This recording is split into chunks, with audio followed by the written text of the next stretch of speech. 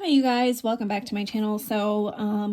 This is just a quick video just to kind of give you guys an idea because I have been thinking and thinking, what in the world am I going to do with these large images that come in a 6x8? In fact, Simple Stories is notorious for having a full-size 6x8 just images that are like this. And I know that they're double-sided, so you can definitely use the other side.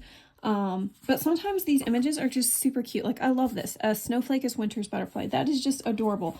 And then this one, Baby, It's Cold Outside. I think it's adorable and it's really cute, but sometimes it's really hard to figure out what to do with these. And in fact, I was looking and looking on YouTube, and I could not find any good ideas of what to do with them. I mean, you could frame them and put them in a 6x8 photo frame, but I mean, who wants to do that with these?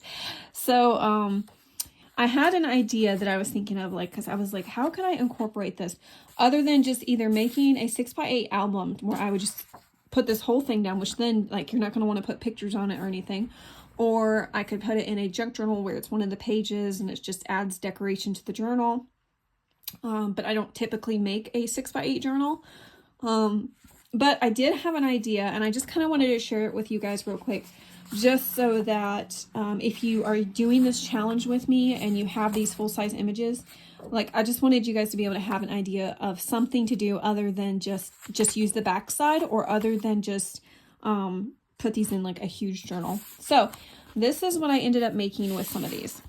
So I ended up cutting the image apart, and then I just kind of sectioned it onto another piece of paper. And then now I have a writing spot, but I've also still have the full image that can be enjoyed. So I did it a couple of different ways. I did it where you've got 2x6 pieces. So you cut it at 2 inches, 4 inches, 6 inches, and then you've got 4 different pieces. And then I also cut it like this, where they're each 3x4 cards. So I cut it in half at 3 inches, and then I cut it in half again at 4 inches.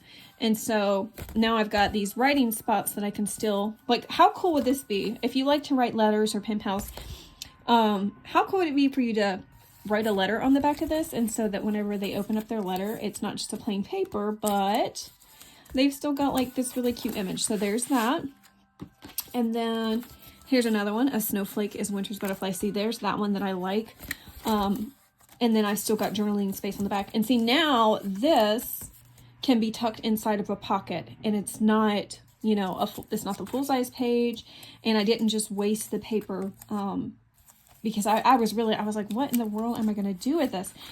And so I still have one more of these that I want to make into another, like, little fold apart, which is this one. I'm probably gonna do one like this so that I have the 2 options. So I have some that are the long skinny ones, and then I have some that are like 3x4 cards. And then these can just be tucked into a pocket. But the rest of them, I might end up just using the backside of them, because I love these 2 papers. I think those are just really, really pretty. So I still wanted to use that pattern paper. And then of course these 2, I like these 2 as well. But I still wanted to use some of the images, and see, I had 2 of each of these, which is a lot. That's a lot of full-size images in this one pad that has 24 papers. 8 of the 1/3 of the book was full-size images, which I think is just insane. So anyway, so that was an idea of something you could do with the full-size images. Like, it still, to me, looks really cute. If you don't mind having it cut like that, it's still, to me, I think it's precious. I think these are I think it's such a good idea of what you could do with those full-size papers, where you can still enjoy the image on them, but then you also have an alternative use for them. So I wanted to share that for anybody who's doing this. And then maybe if you were using a Simple Stories one, you're getting discouraged because you don't know what on earth you're going to do with those full-size images. I just wanted to give you that idea real quick. As far as what I'm going to do with the rest of this paper pad, I think what I'm going to do is, actually, what I know I'm going to do is I'm going to take these little 3x4s, and I decided I'm going to make some little journals with them. Some little 3x4 notebooks. So I've got my, I've got my 4x6 index cards. So I'm going to cut these down to 3 inches by 4 inches. So these are going to be 3x4 when I cut them down. And so this is going to be the front cover. Each of one of these will be on the front cover, and then I'll use some of the papers for dividers. So I'll have a divider, and then some of these index cards in there too. So it's got a little journal, and I'll show you, once I make some of these, I'll show you what that ends up looking like, and then kind of keep you up to date with what I'm doing with this one paper pad this week versus the multiple paper pads I was using this past week. So anyways, I hope you guys are following along.